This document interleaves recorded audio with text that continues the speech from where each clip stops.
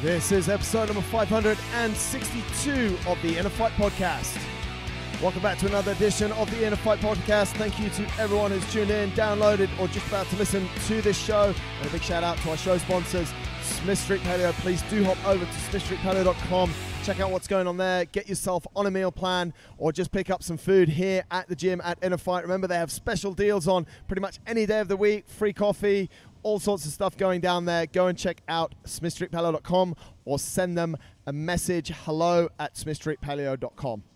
I'm joined in today's show by someone who caught my eye a few years back, actually. She's a runner. She's run Marathon Des Sables over 5 times. She's a super awesome personality. She was actually she was on the Marathon Des Sables media team this year. She originates from the UK, and she was out there for her 5th Marathon Des Sables this year, reporting on it. She shares in this show some really awesome parts of that as she was flying over the Sahara in a helicopter, and just talks really openly about running, why people should get involved in it. She's got a super cool energy. I'm sure you guys are really going to love it. And interesting fact, which we talk about, we actually were at the same Marathon Des Sables in 2015, the 30th anniversary, when I ran across the Sahara. Susie was there. Ladies and gentlemen, thanks for tuning in. This is Susie Chan. Welcome back to the show, folks, and this one I've been trying to tee up for an incredibly long time, but we finally got it. She's online all the way from the UK on Skype. Susie Chan, welcome to the InnerFight podcast. Hi, thanks for having me. Susie. By the way, only like my mother calls me Susanna. I know. Well, it's always like that, isn't it? You sort of, I know on every platform you're Susie Chan, and then I thought I'd better be formal. Yeah. So everyone's going to start messaging you Susanna, and you feel like you're really naughty. Anyway, let's crack on. Hey, give us a little bit of background. I don't want to screw it up. Give us a background. Who are you? What are you up to? What's going on?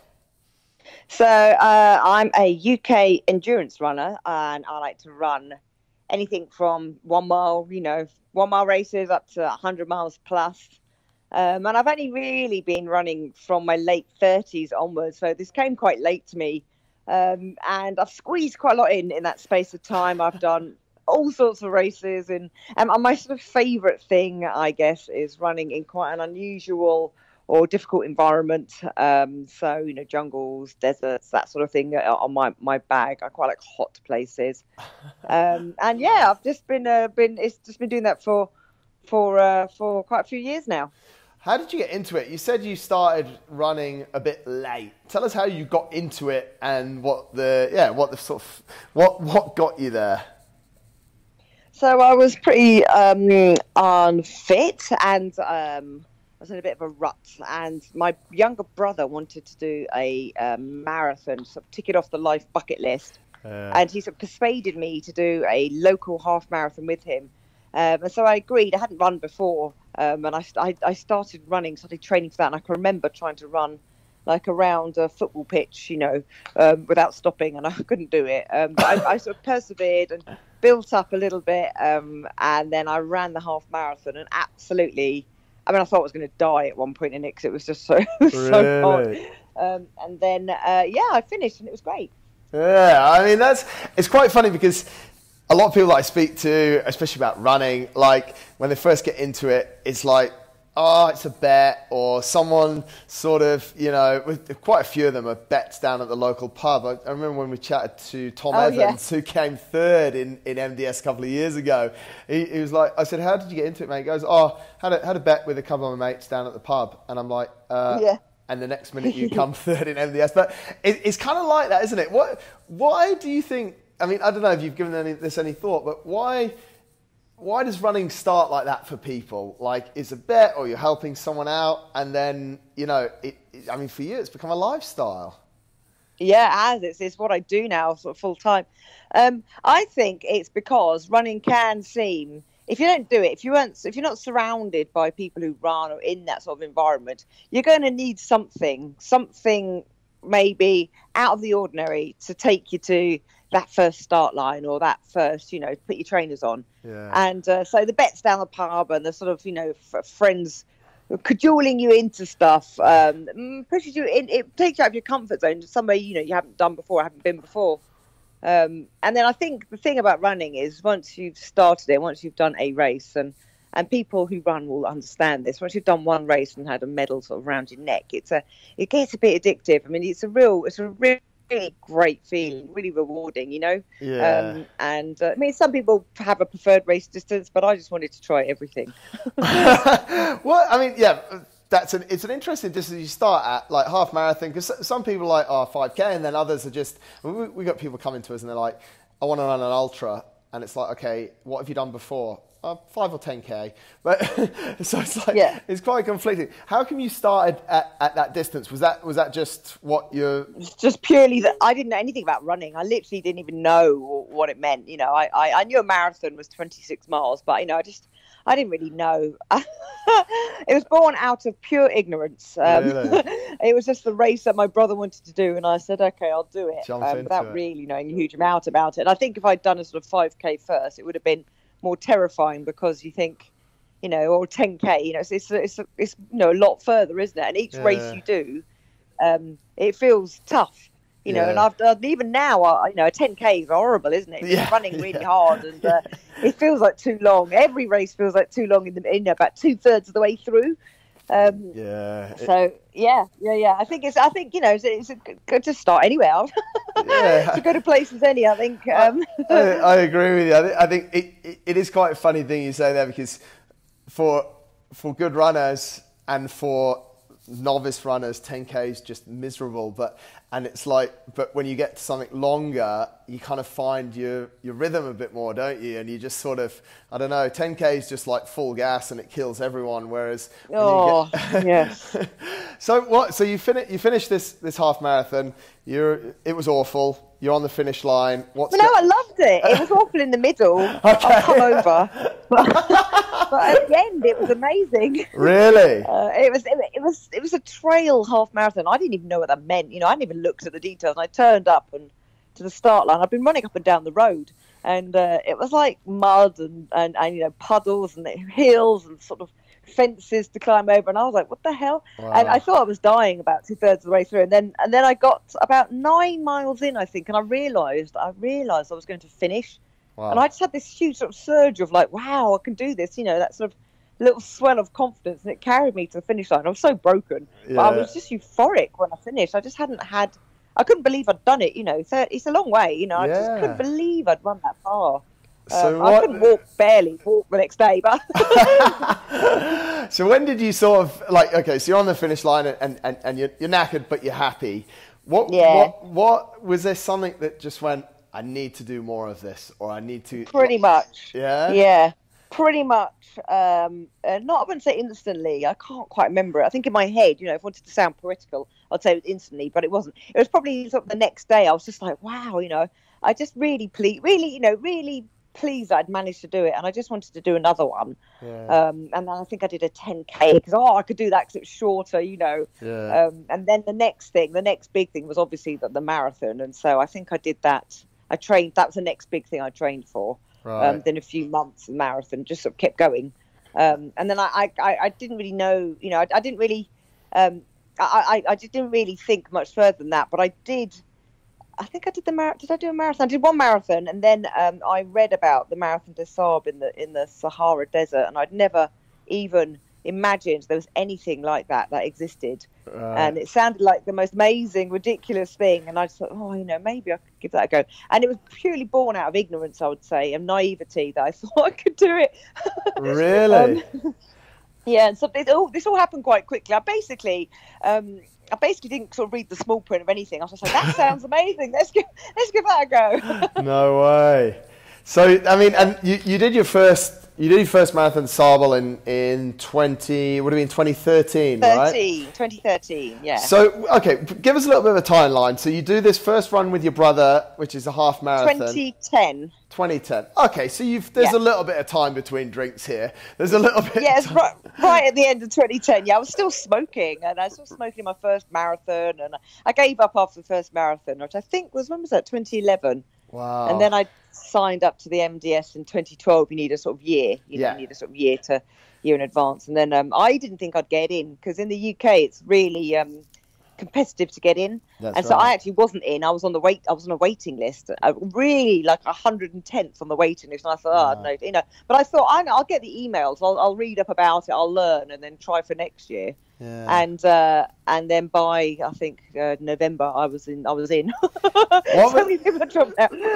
What was that like when you got the confirmation for the race? Terrifying. Were you? Terrifying. I was absolutely bricking it. I mean, it was like nothing I'd not even, you know, just terrifying. And I can remember thinking, right, I've got to take this seriously, because actually it's a serious race. You know, you can't really.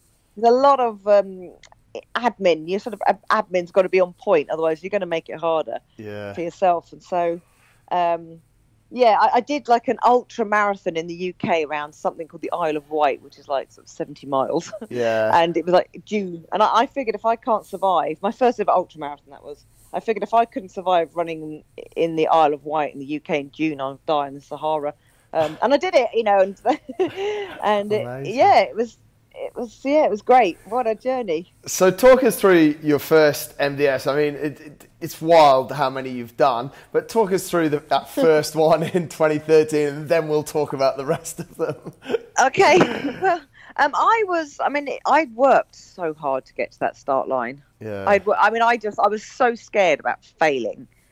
So I spent hours and hours and hours, you know, running around with a heavy rucksack on my back, and you know, doing all the proper training runs and spending ages deciding on what food. You know, I was really into it, really into the admin and testing out different foods and weighing everything. There's a lot of considerations for that race because it's self-sufficient, as you well know, self-sufficient for a week in the Sahara Desert. So that means you have to carry all of your sleeping gear, survival kit, and your food for the week on your back. And so it was hard. I had to get fit for that because it was not something I was ever used to. And so I was prepared.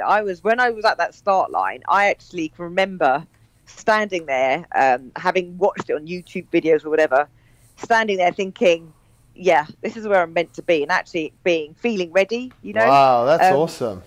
Yeah, I just knew it was like, this is meant to be.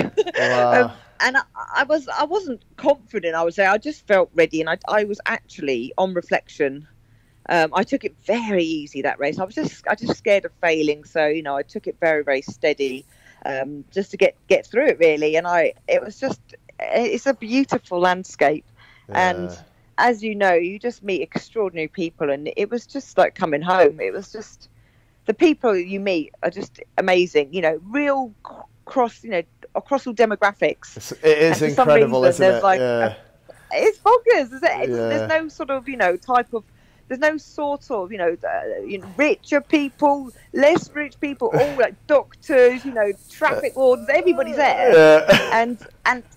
And it's just, and for some reason, you're all just stood in the middle of the Sahara Desert going, let's run 150 miles. My sort of people, you know. And I just took my time and enjoyed it. Really enjoyed it. Yeah. What surprised you the most, and what didn't surprise you the most about that first race? Because the reason I asked that question is because a lot of people, it's all like they're preparing for these races. It might be the first race that they go into. So can you remember like what you thought? Oh wow, this is just totally different to what I imagined, and then something maybe that was exactly what you thought it was going to be. So totally different. I mean, it is, the landscape is just stunning, and it changes. Actually, it changes quite a lot. You have in your mind a desert, you know, just sand dunes. But it's really beautiful. There's beautiful mountain ranges, and it was just beautiful. I mean, every day was beautiful. Really, really gorgeous landscape, really gorgeous. So I wasn't expecting it to be that beautiful. You know, you just think this is a race, and sure, it would be in the desert, it would be nice, but it changes so much. And, you know, the sky with like 1 million stars in it every night, 'cause there's no light pollution, and the sun sets and all that. I mean, it was all really cheesy, but it's it was just beautiful. Yeah, really beautiful. I think I'd agree. Like, it's quite weird when you say the Sahara. People think of just like, and it is barren in quite a lot of areas, isn't it? It's quite like, yeah, it is. At some stages you're like, where the hell am I? And then you sort of turn around the corner, or over 3 hours of ugly dunes, and then you just turn the corner and you're like, oh my god, this is just incredible. Like, it's just it's very interesting. But I think another thing that you said that I want to pick up on a little bit is the sort of the mix of people is just, especially in MDS, is incredible, isn't it? Yeah, it's amazing. I mean, there's like, there's like a granny there. She was like 70. Yeah. She's powering past me and on the long stage in the middle of the night. And I was like, oh my gosh. And then there was a kid there who was like 18. And I think, what brings these people here? Yeah. All different types of people, all different types of people. That's the thing about running, actually, not just necessarily that race. There's not a sort of a particular type of person. There's just one thing everybody has in common, and that's running. Yeah. And the thing about the Marathon des Sables, which is actually really magical, is the breadth of sort of talent as well there. The sort of people, so you have proper elites who like hammer up sand dunes like it's anti-gravity, and then you have the people who like walk, and to power walk. And that race is designed in a way that if you wanted to walk it all, you could and finish and get the medal. But extra kudos to those people, because they're out for so much longer as well. But and they've all got this one determination in common. They all want to finish, and it's absolutely astonishing what people put themselves through. Yeah, to get a medal. to get that little medal at the end. That's kind of what I always say. Like, there's a lot obviously of talk around MDS, and people will just go there to finish and walk and stuff. And I think sometimes I've looked at them and gone, why have you come here to walk? It's a running race. And then when I've got another hat on, so to speak, I'm like, oh my God, like the long day when, they've been out for double the amount of time or triple the amount of time that the elite have been out People for. out there for like 20 hours, doing that. And it's just so much respect. Yeah. For everybody. They've worked their way to that start line, and everybody, and this is for any race really, they get through it however the hell they like, because it's their race and it's for them, and I've just got. And that's the beauty of that race. That's the beauty of that race. You stand at the start line and you look around. It's not a typical start line.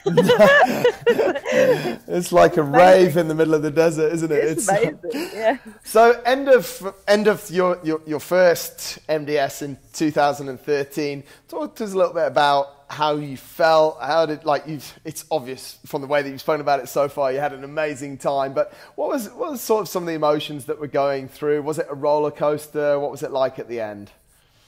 Oh, the end. It was emotional. I mean, I'm not a crier. I don't really cry. I don't think I cried actually, but it was just. I thought it'd be the end of that sort of adventure, and then I'd go back to the half marathons, And I just came home with you have this sort of. You realise it's really odd actually. You're sort of in the desert. You've got nothing. You don't even get change. You've got like one fork, one bowl or whatever you've been eating out of. You don't need much. You come home and you just realise what you need to have a great time. It's just like good company, as long as you get fed. I was actually euphoric, and then I felt a bit flat. I think this is quite common. You sort of everything had been gearing up towards it, and I did it, and it lived up to all my expectations. I was just euphoric, and then afterwards it was like, now what? Oh no, what do I do?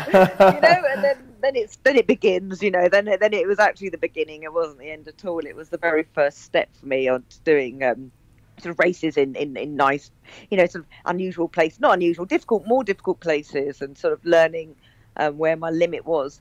Physically, the race itself, I actually felt okay at the end of it, which was a nice surprise. Yeah. So I was kind of a couple of weeks later, sort of already looking around and seeing what else is out there. And what do you said racing in nice places. Tell us what are some of your. We'll come back to your other visits to MDS in a second. Tell us some of the best places and the best races that you've been to. Well, Costa Rica. I did a race in Costa Rica. I've done it a couple of times, 2-3 times, which is amazing. It's tough. Bloody hell, it's tough. It's jungle. It's a bit of everything. A bit of jungle, which is difficult. Jungle's probably the most difficult terrain, actually, I'd say, because it's it's relentless. Yeah. That's beautiful. I mean, it was just in terms of, you know, here in the UK, you know, everything's pretty grey, Yeah. grey and brown, and you know, we don't have like toucans flying around, so it was just astonishing to run through that sort of landscape, Sure. and then you're along the beaches for bits of it, and river wading. I love sort of running. You know, we have a lot of running up and down rivers and crossing rivers, that sort of stuff. So that was for a girl from the UK. That was proper adventuring. I've been there a couple of times. Yeah. So that was beautiful. Where else have I been? I mean, I've done a lot of I do road running as well. So I've done like the World Marathon Majors, and they were great. I mean, a marathon with your mates is a great way to see a city. You know. Yeah.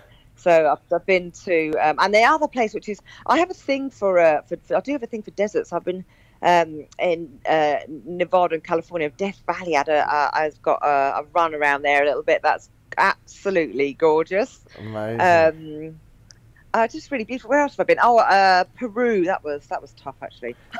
Is that is that the one with Beyond the Ultimate, the Jungle Ultra? Yeah. Wow. Have you done it? I haven't done it, but we had a client that did it this year, and it's actually. How did they get on? Well, it's quite funny because he sent me a message at the end, and I said, "How was it?" And he replied, and he said, "Everything, including the race director, is trying to kill me in this jungle." Yeah. He said, "It's just." I mean, it was one of the toughest things. It was just relentless. Really. It was relentless. It was tough. That was a toughie. Yeah. I was a bit by that stage. I was quite cavalier about doing these things, and I was a victim of my own arrogance because I died. Really? My admin was awful. I hadn't put a hammock up in my life. You know, I was just waking up on the floor of the wet jungle in a wet sleeping bag every day. Yeah. I think that's one of the things about jungle stuff, and especially Josh was telling me about that race. He said, you know, if you don't put your hammock up properly, exactly what you've just said there. So there's a lot more admin to take care of, isn't there?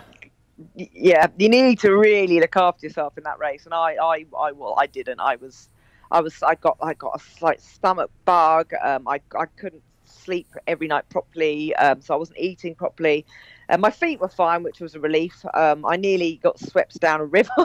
Wow. I fell over probably more times in a week than I have my entire life combined. Wow. And I wasn't a fan. I'm not a fan of bugs. No. So, I mean, I don't mind reptiles. There were quite a lot of snakes, but the bugs were something else. Just eaten alive for a week, basically. So you won't be going back to Peru for the Jungle Ultra then? No, I'm all right. I did quite well in that race, and I'll leave that there. I'll draw a line underneath it. Costa Rica was just about the amount of jungle I can cope with, because you're in the jungle for some time, and then you pop out, and it's like a beautiful beach. And in the Costa Rica race, there's beer. It takes the edge off your day.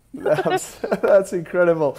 Let's jump back a little bit to MDS, because lots of people for MDS, it's a once in a lifetime race. Yeah. It's it's one of the most expensive ones, and it's like an experience and a box to tick. You went first in 2013 and you've been back another 4 times. Explain why. Why have you done that? Why? Yeah. Well, I went back in 2015 because my then boyfriend, he had just sort of started running, and I was like, this would be amazing. It'd be like a self-catering holiday. And I wanted to go back, you know, and I had a couple of friends doing it, and so we went back and did it, and it was a very different experience second time. He's quite, you know, he was in the army for a long time. He's a fit guy, and he was really ill. He was basically seriously ill. Wow. And I had a fantastic. We were going to run it together, you know. We didn't. We split up on like day 2, and I had a fantastic race. I mean, everything just came together for me in that race, and I was racing. I was in the elites by the end. It was just it was a phenomenal race for me. Terrible race for him. Poor guy. But it was really interesting to experience it from that end of the pack. Yeah. Because it's different. I mean, you just have to. The first one was all about the experience. The second one was all about. By the end of it, I was just purely like focusing on moving as fast as I can through through the desert. But yeah, it was different, and I did enjoy it. And the third time, I was lucky enough to be invited back, and that was probably weirdly, strangely, that was actually the third time was my worst time, because I'd done it twice. I was like, oh, I'll be okay. I know what I'm doing. Yeah. And this is what happens when you take on a race like that thinking you're okay. I mean, it just kicked my arse. It really kicked my arse, because I just hadn't trained properly for it all. I wasn't quite prepared as I thought I could have been.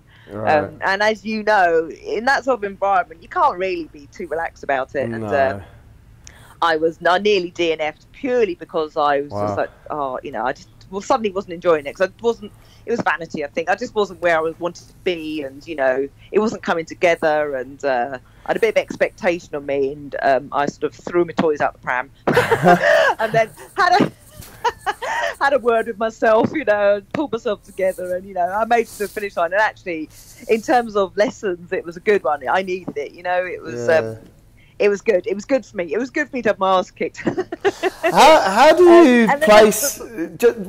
Just let me jump in there. How do you manage those situations? Because in the first two, and I think this is a really good string of races to put it in perspective for people, because people will train and they'll think, oh, maybe I can place at this position in a race, but then the race doesn't go according to plan. How do you do it for yourself? And, like, you know, it's quite interesting to listen to what you said there, because the first time you just went for the experience, but in 2015 you're up there with the elites. And so how do you manage your own expectations or set goals around these races? Yeah, well, it was for that one. I didn't really have a goal. I just sort of, I sort of, you know, thought I'll do, you know, roughly the same as I did last time. Well, you know, why shouldn't I?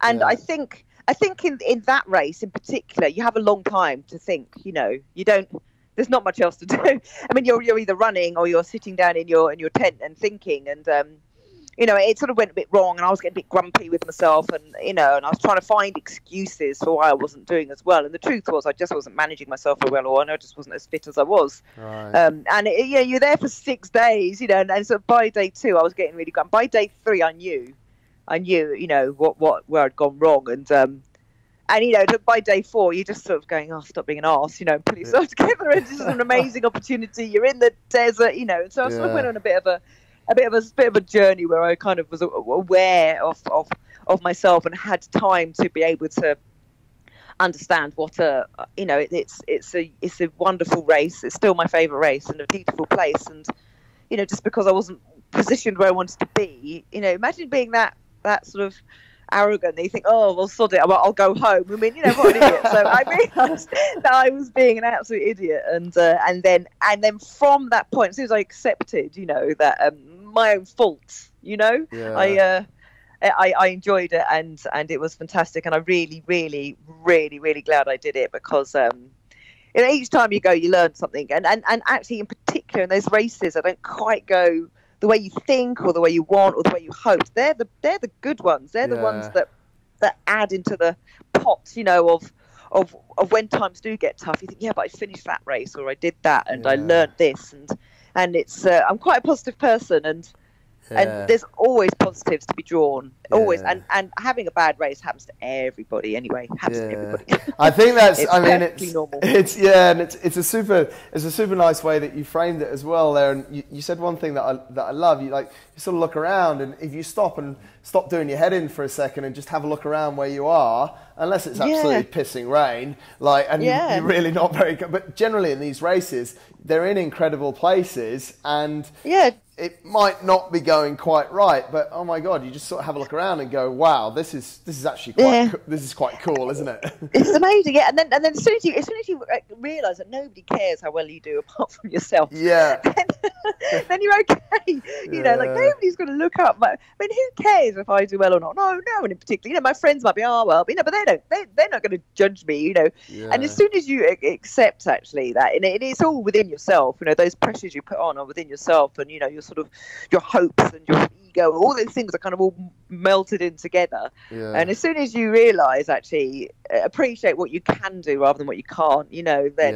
that's the best way forward. And I've been in races where it's not gone well at all, but, you know, you just it's all good. You know, it's all good when it is all good, because you can You really can. They really are the experiences. That is, I mean, that's ultra running. That's running. It's not all going to be sunshine and rainbows and plain sailing. It's tough. And you got to take the rough with the smooth. You went back 2 more times, 2018 and again this year. There's not many people that have done this many, Susie. What's going on? There is a big difference between those two. So 2018, I was diagnosed with cancer at the beginning, at the very end, beginning of 2018, tail end of 2017. And I had promised. So actually the reason the year before also was quite bad, because I promised my best friend. I promised my best friend that if she ever did the MDS, I'll do it with her. And I thought she'll never do it. And she signed up for 2018. And I was like, crying out loud. So whilst I was dying on my arse back in 2017, I knew I had to go back. And I was like, I'm just going to stop now and come back with my friends, So that was another reason why I was struggling. But so then what happened was I got diagnosed with cancer. And it became a real positive focus in my life. I was like, do you know what? I'm gonna still go to the desert. And I'm going to go with the person who was my boyfriend in 2015. He became my husband. Go back with him and my best mate, and we're going to run for the desert. And it's going to be like a beautiful time. And it was exactly that. Oh, wow. Just we ran the whole thing together as a group, and it was just. It feels like coming home, that race for me, in a sort of unwashed, starving way. That's pretty cool. And it was beautiful, and I cherished that one actually. Yeah. So that actually was probably one of the more emotional finish lines. As I say, I'm not a crier, but I was pretty choked up at the end of that one. It was I made it. Yeah, that's amazing. And then again this year, why were you there this year? So this year was different actually. I wasn't actually raced. I could have raced, but they didn't give me much notice, and I was like, oh, do you know what? No. But I was there as media. So I don't know if this has ruined it for me because I have now seen that race from the other side. Right. So I ran a stage. They let me run a stage, and I could have run so that was great, just turning up and running a stage. But I saw the colossal amount of organisation that goes on into that race. I mean, it's like 1,000 staff, nearly 600, something like 100, 700, something, thousands, hundreds of people looking after hundreds of people, and it's a huge operation. Yeah. And it's slightly more comfortable. There's showers. There's a bar. Wow. you get given alcohol. Get fed, and it was incredible. And I managed to race, and I was there sort of interviewing people and for the media, and I was up in the helicopter seeing it from above. It was just extraordinary. And I would say that having seen it from that side, if I'd seen it, I think before having done it, I would have been terrified, because you just realise you get a broader view of what happens, because when you actually take part, it's very much you and your tent mates, so just maybe 8 people around you. But when you see it with a broader perspective and sort of all of those different ranges of people we were talking about and what they put themselves through to get to the finish line, it's extraordinary. It was extraordinary, but it just looked so mental. What was it like I have to ask you this because I'm pretty sure I saw this on your social media, on your Instagram, in the helicopter, because I used to, when we were running, you'd look up and you'd see this helicopter, and at stages just like, you bastard, come and pick me up and just drop me. Yeah. But being in that helicopter, seeing that race must be something incredible. It was unbelievable. I mean, it was exactly the same. It was unbelievable. Unbelievable. I mean, the landscape is extraordinary, but you go up and then you just see, it's extraordinary. You see just a line of people with their massive rucksacks on, running through the desert, through nowhere. And it's beautiful, and you just think, I mean, nothing. And talking about it now makes me sort of my heart swell, because you think these people are, well, they're doing it, they're living their best life doing this. It's just beautiful. And then also, distressingly, like, from like start to finish will take like 15-20 minutes to go. Yeah, right. Like, oh, I'm here now. Yeah. It's pretty quick stuff. Incredible. But it's just to view it from above, you can see the size of it, and just seeing that sort of long line of people working way up and over a mountain or through the dunes, and it's wonderful. What a sight! I'll never forget it. MDS seems to be something that's going to be part of your life. It's been a big part of your life. Will it continue to be a big part of your life, do you think? Will you go back next year? I hope so. I mean, I hope so. I don't think it'll ever... It's got such a place in my heart, yeah. I hope so, yeah. I really do hope so. I mean, I might go back and run it again. Who knows? Who knows? Yeah, I would never say never. Each time I think this has got to be it. This has got to be it now. Yeah. And then the other thing is there are so many races out there. Yeah, there's so many races out there, you know. But I'm very fond of that race. Let's talk a little bit about the other races, and I'm interested to get your thoughts. Not really on races, but on the pretty much explosion in ultra running. There are more races than ever. There are more people running than ever. I mean, I was getting messages over last weekend about UTMB and from people. I'm like, you don't like a year ago you didn't even know there was UTMB, and now you're messaging me telling me about such and such. What's your thoughts on this massive explosion? Yeah, do you know what at first I couldn't tell whether it was just because I was becoming part of that world that I noticed it more, and it was actually, you know, a couple of years in I realised it wasn't just me. It was becoming a bigger thing. And when I started ultra running, which was back in 2012, I think, there were 17 ultra marathons in the UK. There's now, I don't know, 270, something like that. You know, there's hundreds, and we're a small place. I hit it at the right time. I think I hit it just as it was on the rise, and so some of the races I did at the beginning were very easy. I mean, UTMB, you know, you just sort of signed up. Now you have to, you know, and so that is the downside. There's a lottery now for a lot of these things. But it's great, isn't it? I think it's social media plays a big part. You know, I think when you see people doing these things like me, you think, well, maybe I could do that too. You know. It's great. The more the merrier, I say. And there is a lot of choice. I mean, I'd say, there's a lot of choice out there now. There's a lot of different places you can run. But it's interesting. It's like a global thing. It is. And I mean, it's interesting, like you say. Like before, you just sort of register and go to UTMB, and now, I mean, I think it's quite nice that it's almost like it's this big goal that people have, because it also paves way for the smaller races, and for, you know, I know beyond the ultimate, they, you know, compared to an MDS, they've sort of got a very small group of people, and those races are very special because it's quite intimate, isn't it? Yeah, definitely. There is probably an ultra marathon for everybody out there. I mean, if you're like a road runner, you'll find one like a 50k on the road if you want to do that sort of thing. If you like mountains, head to the mountains. You know, there's going to be something in it for everybody, and and this is the thing about ultra running. I mean, you know, no two 50-mile races are going to be the same. The terrain is different. You know, there's so many variables, so many different variables, and I think that's why. It's not like I say like a road marathon, you know. I mean, how different can a road marathon be? I guess the venue, you know, you can have a lovely city and a different city, maybe some more elevation, but ultra marathons are pretty much very frequently on a trail somewhere interesting to see. And if you're like me, it's just I mean, it's my holiday. That's like how I see the world. It's a great adventure.